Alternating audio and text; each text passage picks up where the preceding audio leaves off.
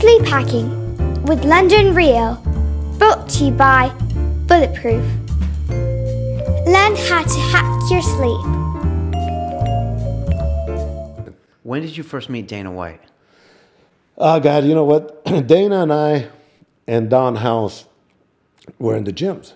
We're training fighters. And this is before the UFC, even the second UFC, the Dana White UFC came. And I quit watching the old one because it was just too brutal for me. Being a martial artist, it was brutal, you know, and there was the only rules basically where there were no rules. And but, you know, I was in the gyms training boxers. Dana was training fighters. Don House was training fighters. And I used to sell boxing equipment. And I used to sell Dana equipment and all that. So that's how I knew Dana, you know, in the gyms. And, you know, we're at the point at that time when, you know, wives would say, you know what, you got to get another job because this isn't paying the bills. And I'm sure Dana went through that same process because The voice of reason, right? Yeah, the voice of reason, because everybody in that system doesn't make money. And but I hadn't seen Dana for about a year, and I was working at K1 at the Bellagio, and I see Dana in the audience, and he asked me for my card, and he calls me up the next day and said, "Look, man, we bought the UFC. You want to be a cut man?" And he changed my life, man. And then you joined the UFC. I remember an old interview you gave where people were saying, how do I become a cut man? And I think you said, look, you got to put your time in. Yeah. You got to go visit the gyms. And it sounds like your business, like any really good business, is about relationships, isn't it, at the end of the day? Yeah, well, no, absolutely relationships, because, you know, you can spend all the time in the gym. And that's what I tell. I get emails all the time. People ask me, they'll ask me tomorrow at the fights, I want to be a cut man. I'm a nurse. I'm a paramedic. What does it take to be a cut man? Well, you know what? You have all those things, you know, but unless you're in the gym, you know, doing what these fighters do, understanding what these fighters go through, unless you're in there donating your time, wrapping their hands and sacrificing and you know, doing it step by step, you're not going to do it, you know. And I always tell them, if you do it for the money, you do it for the wrong reasons, because very, very few people in this industry, in my industry, make money.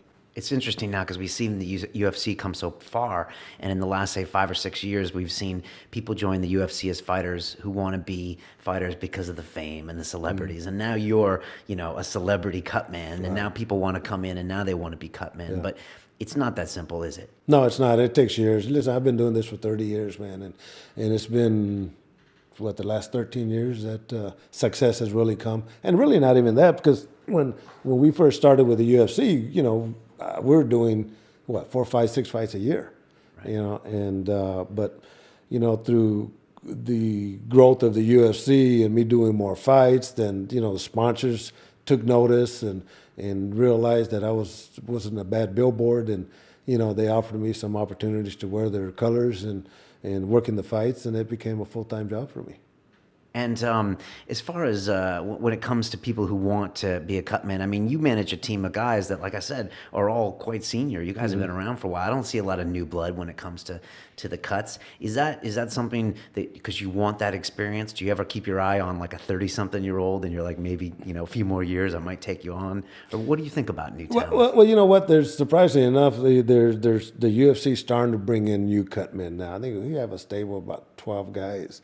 One girl, and just did the last fights, and but, you know, these guys are young, and you know, the point is when you get a big cut, are they going to be able to handle that? You know, they wrap a good hand, but, you know, are you going to be able to use the psychology?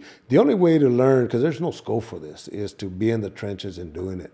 And, you know, if we could sit there and supervise them and help them grow through our education and giving them the education, the knowledge that we have, then I think it's going to be better for the whole sport. And bottomly, you know, at the end of the day, somebody asked me, you know, what do you want to leave as a legacy? You know, well, here's what I want to leave, Brian, is that I made this game better and safer. You know, bottom line is by educating. And, you know, when I was learning to be a cut man, I was at a boxing event in Richmond, California, and this one guy did a very good job in the cut.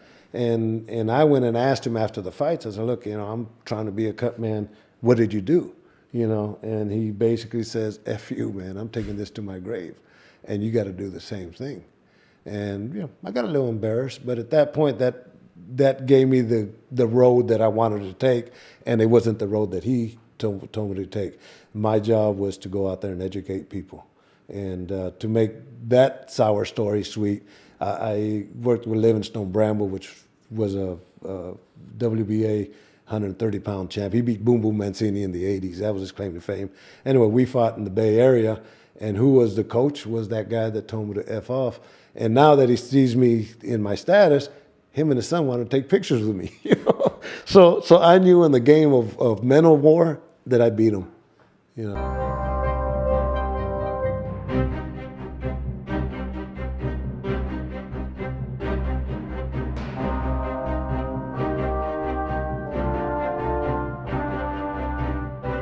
This week on London Real, we have astrophysicist Neil deGrasse Tyson.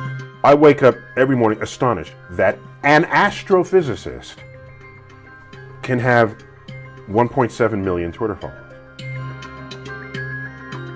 The cosmos is anything where it's a frontier of human knowledge of how the world works.